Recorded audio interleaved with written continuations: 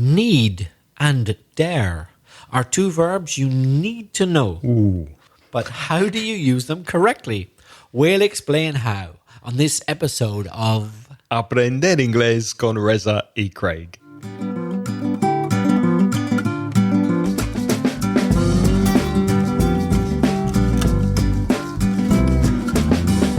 Welcome to Aprender Inglés with Reza and Craig.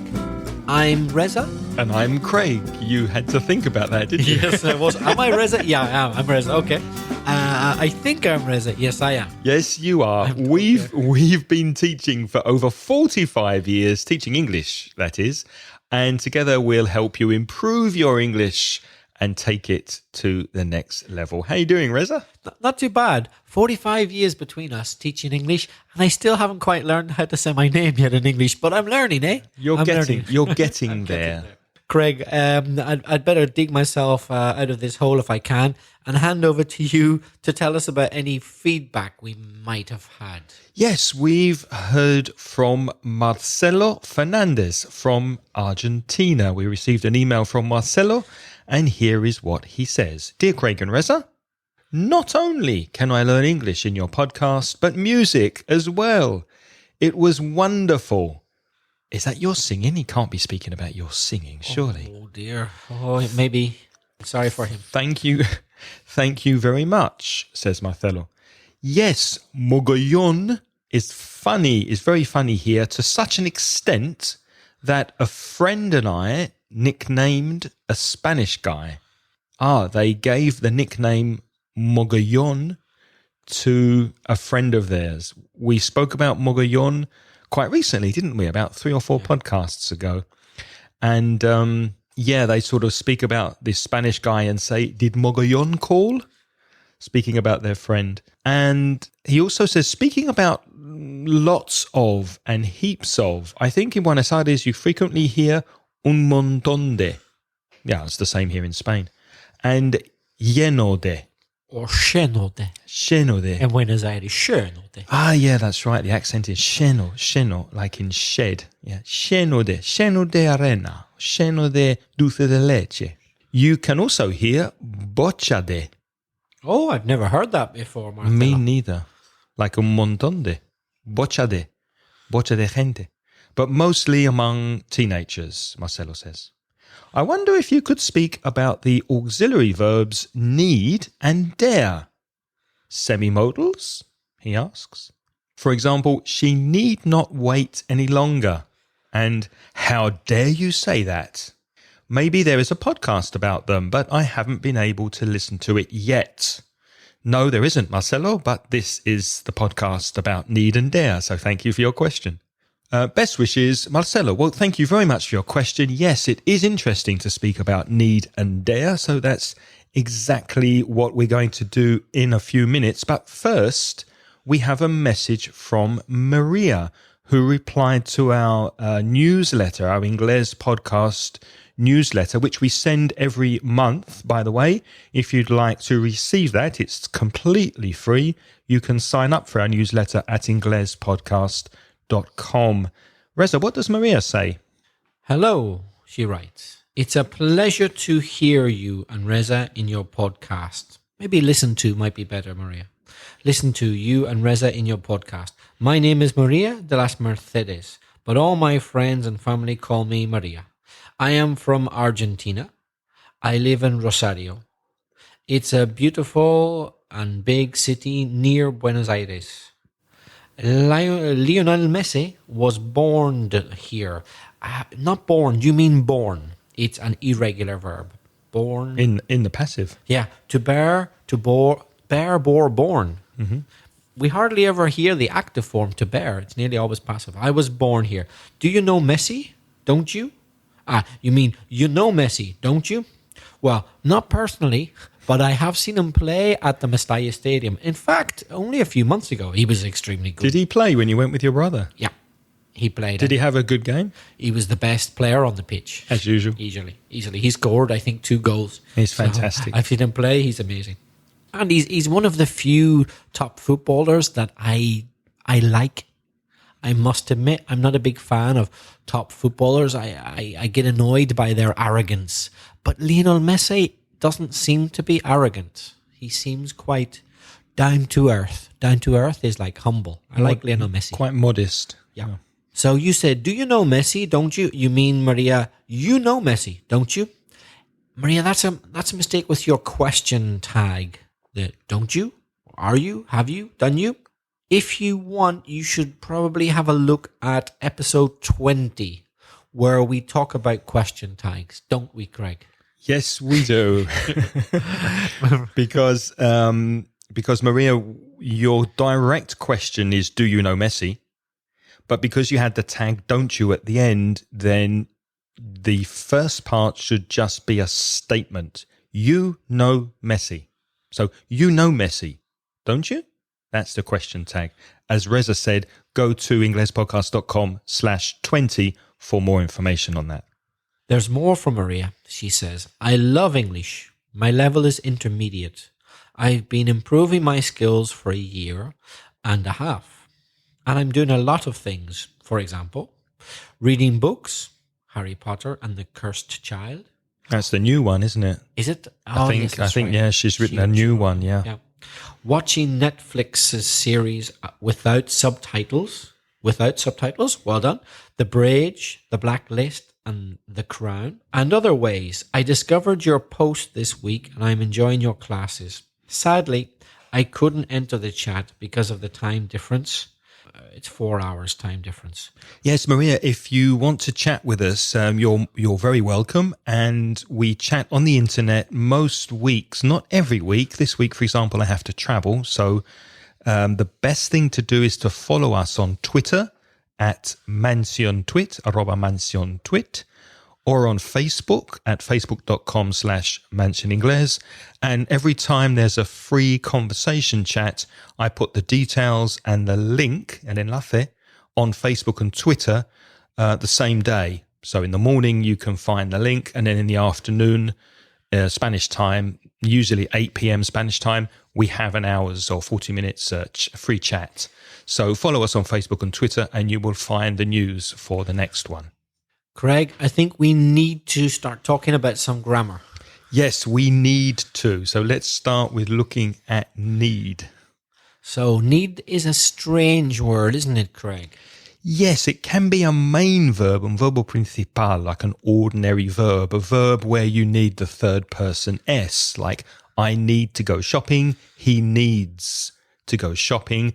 And you can also use the auxiliary verb do with it. So do you need to go shopping? Do you need a cup of tea? Craig, do you need to eat chocolate to survive? No, but I enjoy it. I don't need to. It's not absolutely necessary, but you like it. Okay. Do you need to do up your flat? I do need to. I really need to, but I'm so lazy I haven't done it yet. So Reza needs to do up. If you remember do up from last week, it means decorate, reformar. He needs to do it. So there's the S because it's a full verb. It's un verbo normal y principal. However, need can also be a modal auxiliary verb, what they call in grammar a semi-modal, which is like a modal verb. It behaves similarly to a modal verb. What does a semi-modal do that a 100% modal doesn't do? Well, a 100% modal, a full modal verb like must and should and might and can, for example, you can't use them in the future and the past easily. You can't say, I must go shopping tomorrow. Okay. You can't use must in the past with ed. You can't say I musted. Mm-hmm. Right? That's wrong. However, with semi-modal verbs like need and have to, for example, need to and have to. And dare also, you can use those with future and past. You can say I needed to, I had to, and you can say I will have to. So just to clarify, you said I needed to. Needed. Correct. Needed to. Okay. Yeah. Or I will need to. Tomorrow, I'll need to make a phone call. And if you want to talk about the present with the third person singular, you can say she needs to wash her hair. Yeah? She needs to. You put an S, right? Yes, but that's with the full verb. Aha. That's with the verb, with need used as a full verb. Aha. A verbo principal. Okay. And you can't do that with can and must and should. Those full modals don't do that. No, you They can't just have say, one. do you can swim? And you can't say she cans. Doesn't exist either. No. Okay.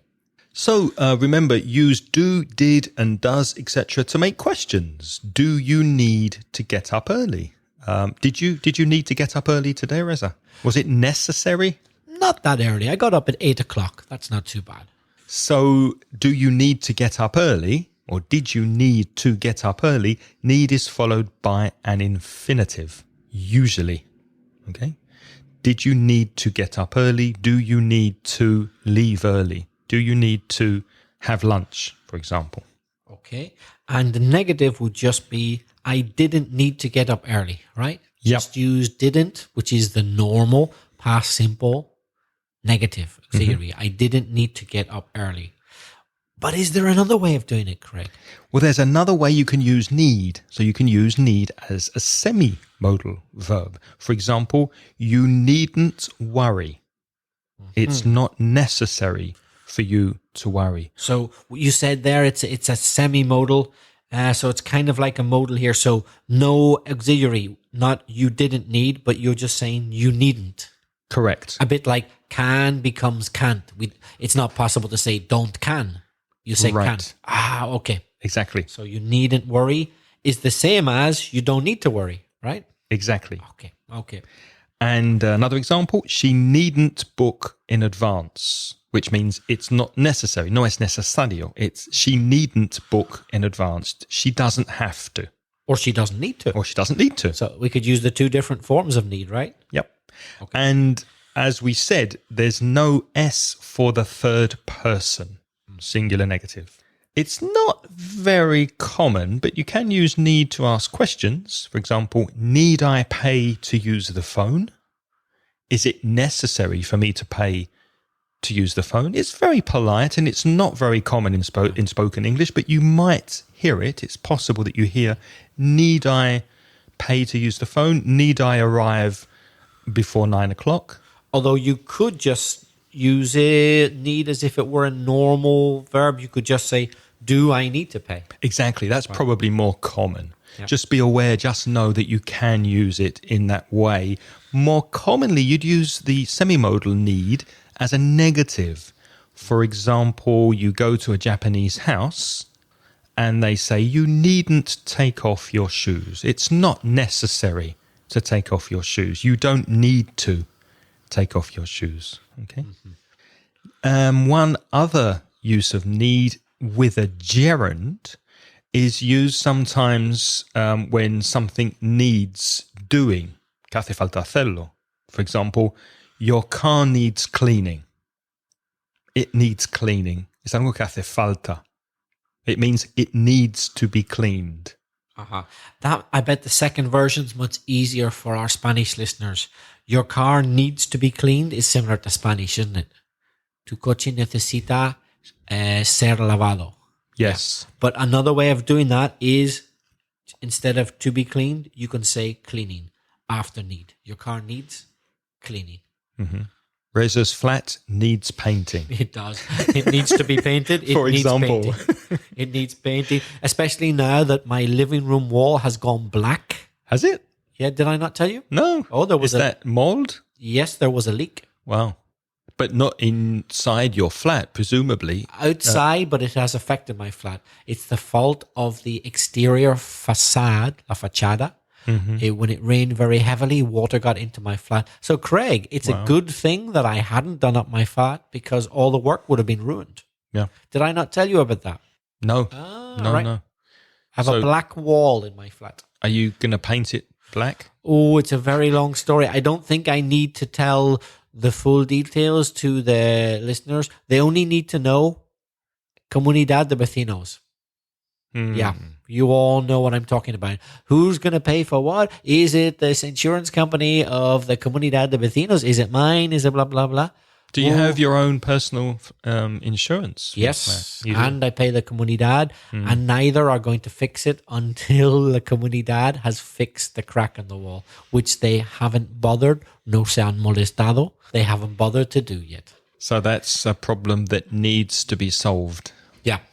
And a fixed expression, which is very common with need, here's a good example. All I had to say to the listeners was, oh, the problem with my flat, la comunidad de vecinos. Need I say more? Need I say more is a very common expression, which means like, you know what I'm talking about. I don't need to explain. Comunidad de vecinos always gives problems. Need I say more? So that's one of the reasons, Craig, why I haven't done it my flat. You see, I've got a good reason now. Well, I've always got an excuse. That's my latest one. But his flat does need painting. Oh, it does. So remember that use of the gerund after need. It needs doing, it needs cleaning, it needs painting, it needs tidying up, etc. My life needs organising.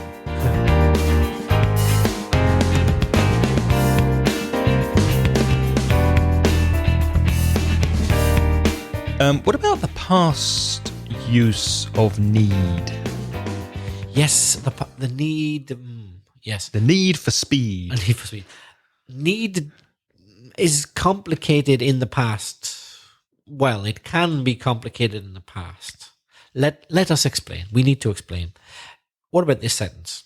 I didn't need to buy milk as we had lots at home. So I spent the money on juice instead. En vez de leche, compré zumo. I didn't buy more milk. So I said, didn't need to buy. Didn't need to plus infinitive. Didn't need to buy. So I didn't buy any milk. It wasn't necessary. However, compare this sentence. She needn't have bought milk as we had lots of milk at home. But she didn't know that we had lots at home. And she unnecessarily bought more milk. She bought more milk. She needn't have bought milk. But she bought it because she didn't know.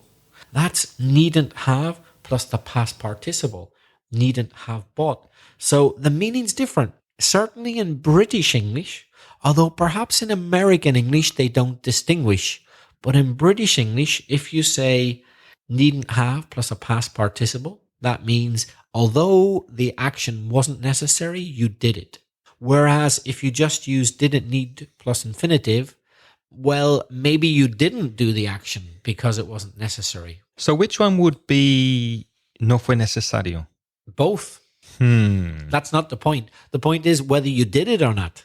Okay. In both cases, it wasn't necessary. But if I say I needn't have bought the milk, it means it wasn't necessary, but I bought it. Whereas when you say I didn't need to buy milk, it wasn't necessary, so I didn't buy it. In both cases, it wasn't necessary. But in one case, I didn't buy it. In the other case, I bought it. So if I go into the British Council to teach a lesson today and none of the students come, I can say to you after, I needn't have come to work. Yeah. Because there were no students to teach. Yeah. I wasted my time. Exactly. However, yesterday I had no class. So I didn't need to go. Right. Because there was no class. Exactly. Although I have the feeling that in American English, they don't bother to distinguish. I think in American English, they always say, I didn't need plus infinitive. Mm-hmm. It sounds strange for me to imagine an American accent saying, I needn't have come. It sounds very British, doesn't it? Yeah, I don't think they use need in that sense. No, but in the British sense, it's definitely quite common to use need with the with have, needn't have. And as we spoke about before, you can put modal verbs in the past by using the perfect have. And that have does not change for third person. So you'd also say she or he needn't have gone. So you wouldn't change the have to has. And now, a word from our sponsors. Reza, is there anything our students need to know if they're thinking of studying by themselves at home with a teacher? Well, you would need to try to find out about italki if you're interested in learning online and at a cheap and convenient price with a native speaker, we think you need to try italki. Italki is an online service which will put you in touch with native speakers, and you will choose the teacher according to what you have read on their profile, according to their experience and their qualifications, etc. Different teachers charge different prices and they have different availability. You choose the time you like. If there's a time difference, like there was for Maria in Argentina, you can take that into account, and you'll find someone who will be able to teach you somewhere, because your English teacher might be in Argentina or Thailand or Japan or Russia. They could be anywhere in the world. All you need is a Skype connection. If you are interested and you have a look at inglespodcast.com/italki, then if you sign up there, italki will give you, as one of our listeners, 100 credits to get you started. And those credits should be enough to pay for your first lesson, so you can give it a try. And if you like it, then just keep it up. Keep going. We think that that's what you need to do if you want to have an online private teacher. And Craig and I would like to thank italki for sponsoring Aprender Inglés con Reza y Craig. Let's look at dare now, which is atreverse in Spanish. Now, dare, D-A-R-E, is pronounced similarly to words like there and where and pair. So dare. And like need, similarly to need, it can also be an ordinary verb, verbo principal, and a modal auxiliary verb. When dare is a normal verb, like need, it's followed by an infinitive with to. For example, what would you dare to eat? Reza, would you dare to eat cooked insects? I would. Have you ever? No. I wouldn't look forward to it, but I would do it if I needed to. If I needed to survive, if there was nothing else, or if I was in a social situation where I needed to appear grateful to my host. For example, if I was in Thailand and they offered me baked bees, or is it wasps, as they eat in Thailand, I wouldn't like to refuse. Did you know that? Yeah, I've seen them. But if you were traveling by yourself, for example, you weren't eating in somebody's house. You were traveling in China or Asia, and you were walking through a market and you saw insects on the barbecue, like cockroaches or beetles or wasps or ants. Would you try them? No. Would you dare to eat them? I wouldn't dare, I must say, if I didn't have to. I would only dare if I felt I really needed to. What about you? The same. No. And in fact, I don't think I would dare to eat them, even if I risked offending my host. I wouldn't dare to. No. So you would dare to offend your host? Yes. I can also say I would dare offend my host. So you can omit the to. You can have the to there, or you can not use it. So you can say, what would you dare to eat, or what would you dare eat? Both are correct. Craig, you can dare someone to do something. Okay, dare me to do something. Okay? I dare you to pick your nose live on this podcast. Go on. I dare you. What does pick your nose mean? Is it picar la nariz? I'm not sure. Put your finger in your nose and look for objects that are stuck there and take them out. That's disgusting. That's disgusting. Craig, he dare not pick his nose on the podcast. No, he's not going to do it. Even though you can't see me, that's not something I would dare do. So remember, you can omit the to. That's not something I dare do. He dare not, or he daren't, the contraction, he daren't do it. Mm-hmm. How dare you?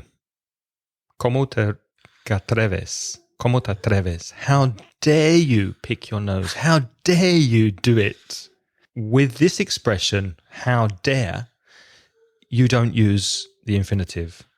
So you would not say, how dare you to pick your nose?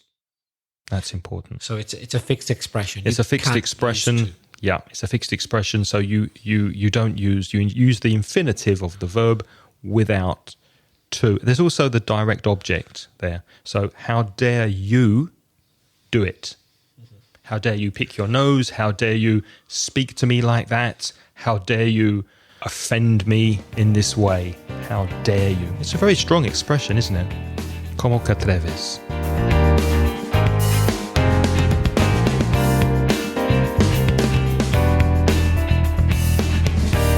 Another common use of dare is as a negative to give warnings. For example, when I was a child, I don't know if it was the same for you, Craig, my mother would often say to me, don't you dare touch that cake. You are not to eat that cake. Not yet. Not until we're all here. Don't you dare touch that cake. Yeah. Did your mum ever say that to you? Every day. Don't you dare take another biscuit. Don't you dare eat before dinner. Eat sweets before dinner. So that's used as a warning. But you can also use dare as a negative in a sentence like, I didn't dare tell her what I really thought of her because I loved her and I was too embarrassed. I didn't dare tell her. Or I didn't dare tell my boss what I really thought of her. And you can use dare as a model auxiliary verb in the same way as need. It makes questions and negatives without to. So, for example, I daren't say what I think. I dare not say what I think. So that's the same as I didn't dare. Exactly. But I didn't dare is probably more common. But it's more common to use other expressions. You might hear it, but it's more common to say something like, he's afraid to say what he thinks. And there's one more expression you could use with dare, which is very common in British English. I don't think in American English it's common at all. But I dare say. Have you heard that, Reza? I dare say? Yes, to mean that you think or you suppose something's true. Mm-hmm. Exactly. Can you give us an example? For example, I dare say it'll rain soon. I can see some dark clouds. I dare say it'll rain soon means it will probably rain soon, or I suppose it'll rain soon. I dare say it's time for another cup of coffee. Yeah. Yes, like I think it would be a good idea. So thank you, Marcelo, for your question about dare and need. If anything was not clear, which is very possible in our explanations, please write and tell us. And before we leave you, I'd like to read an email we received from Bella Bizzi during the week. And Bella, among other things, has asked for more Spanish support while we speak.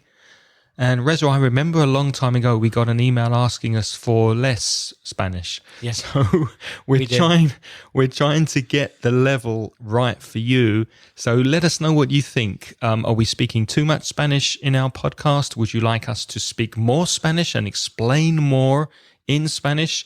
Let us know how you feel with the level of Spanish that we're using, and we will adapt to the majority.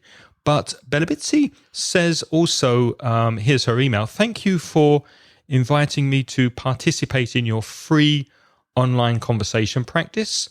I'd like to do it, but my pronunciation is bad and I feel embarrassed.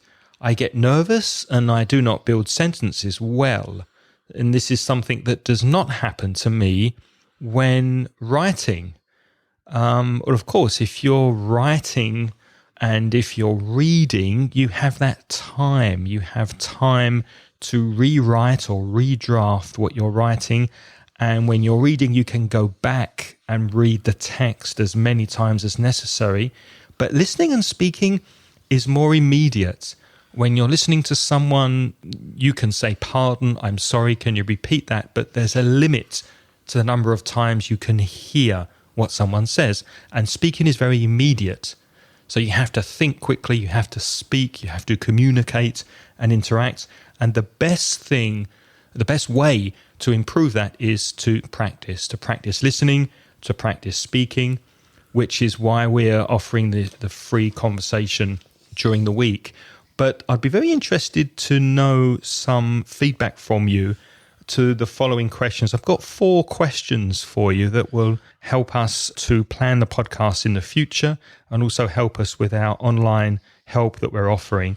So we dare you to answer these questions and tell us what you think. We dare you. Number 1, what frightens you? What makes you nervous or embarrassed about speaking English? If you have problems speaking, why do you have those problems? That's number 1. What makes you nervous when you speak? Can you think of a way, number 2, can you think of a way or in any situation in which you would feel comfortable about speaking online to practice English?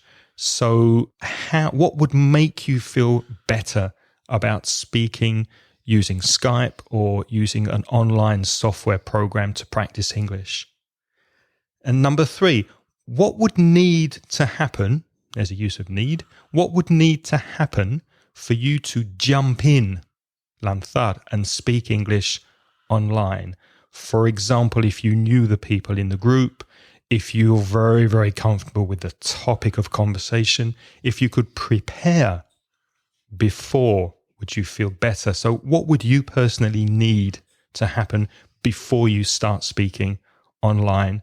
And finally, number 4, what are your dreams about speaking English and what stops you from achieving this dream?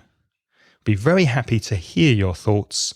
You can send us an email to me, Craig, at inglespodcast.com. Or you could send one to Reza at belfastreza@gmail.com. Or you could lanzar, you could start speaking now on SpeakPipe, which is speakpipe.com/inglespodcast. But remember, you only have 90 seconds to record your voice on SpeakPipe.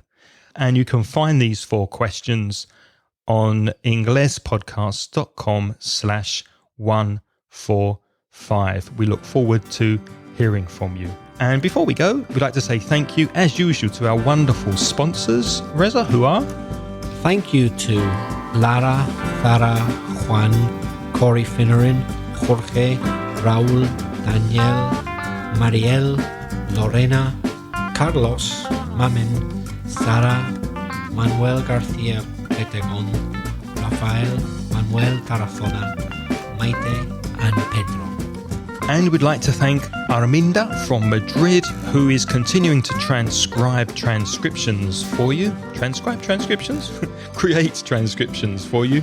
Full transcriptions for the following episodes already exist. That's episode 131, 134, 135, 136, and 137. Thank you so much, Arminda.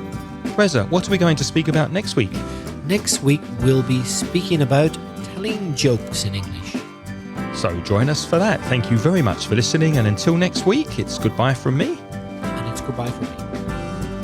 The music in this podcast is by Pitts. The track is called See You Later.